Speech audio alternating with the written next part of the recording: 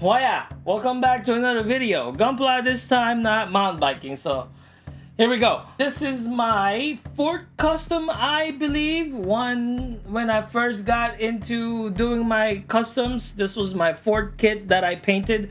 This is the high grade GLs, and for those of you guys that are not familiar with Transformers, this was inspired with Bumblebee. Look it up on the internet. He's pretty popular for a Transformer. So, and you know, they made a movie out of him too. So hence the yellow and the black and silver color that was done. This was the first kit where I actually wanted to be better at most stuff, meaning I actually bought like freaking, what do you call that? I bought an actual airbrush instead of the freaking portable airbrush that I used to use, which is this one here.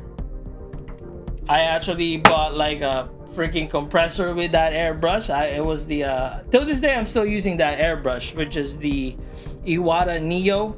It's a great airbrush, a little expensive. I don't know if there's like a cheaper alternative, but it's a great freaking airbrush. This was the first kit where I actually tried plating. So the details that was added into this build, I added plating on this kit to have more details on it.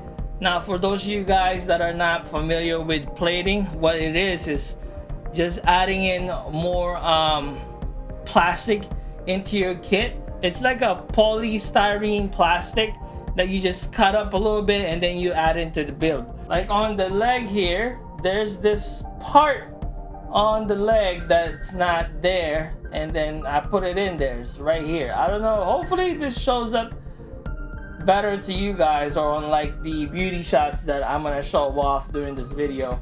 And also I put some on the chest.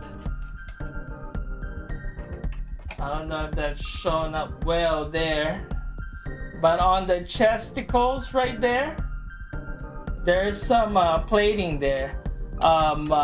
If I was into freaking masking, I would have definitely done some kind of like masking on there, but you know, I hate masking, so I didn't do it. There you go. That's my honest answer to that. This was also the first time where I freaking painted with enamel paints, because I just wanted to try it and see if I like it. I don't think I like using enamels, because I've never used enamels ever since after this. I did it one more time just to give it a try, but I had trouble with like cleaning my airbrush after I'm done painting. I don't know if it's because the paint was too thick, or like I was just doing it wrong or something, but it was a freaking mess when I was trying out freaking enamels.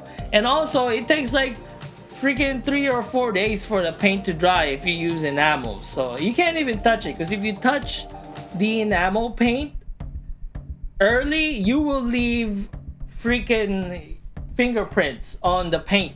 So I think that's why I stopped using enamel paints, is because of that. The waiting, I don't like to wait. I like to touch my kits right away. That's why I freaking stopped freaking using enamels altogether. What else did I do? This was also the first time where I actually took putting decals a little bit more serious, even though I only put 3. You know, if I remember, I've went on a lot of like YouTube videos on how to put in decals on your kit, and you know, eventually I got around to doing it. And I only put like 3 freaking decals, which is like on the arm in there and on the chest here.